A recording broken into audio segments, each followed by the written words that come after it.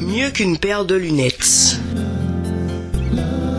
Achète un médicament pour le mettre dans tes yeux et tu verras clair. Apocalypse 3, verset 18, dans la version Parole de vie. Une de mes institutrices pouvait stopper notre mauvais comportement rien qu'avec ses yeux. Forçant l'angle de vision de ses lunettes bifocales, elle nous foudroyait de son regard fixe. Des lunettes bifocales sont des lunettes correctives avec deux foyers différents, essentiellement utilisées par des presbytes ayant aussi besoin d'une correction pour la myopie ou l'hypermétropie. Benjamin Franklin annonçait l'invention des lunettes bifocales le 23 mai 1785. Il les a rendues populaires, ennuyé d'avoir besoin de deux paires pour corriger la vision de loin et de près. Profitant du fait que pour regarder de près, on regarde vers le bas, et pour regarder de loin, on regarde plus haut, les premières ont été conçues avec des verres pour la vision de près dans la moitié inférieure de la monture et des verres pour la vision de loin dans la partie supérieure. Avant, les lunettes étaient simplement coupées en deux et combinées sur la monture.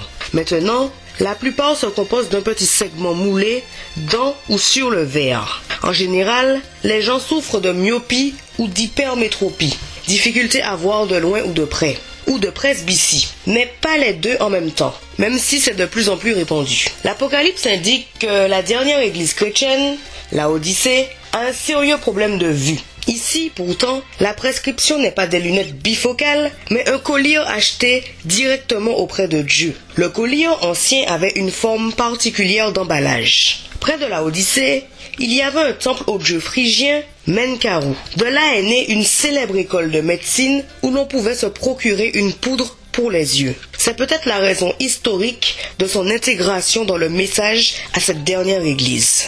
Le collier symbolique offert aux Laodicéens est l'antidote céleste pour ta cécité spirituelle. Son but est d'ouvrir tes yeux sur ta véritable condition spirituelle. Dans ce sens, il représente l'œuvre du Saint-Esprit qui se charge de convaincre de péché. Jean 16, versets 8 à 11. La grâce spirituelle de l'Esprit Saint permet aussi aux chrétiens de distinguer la vérité de l'erreur et le bien du mal.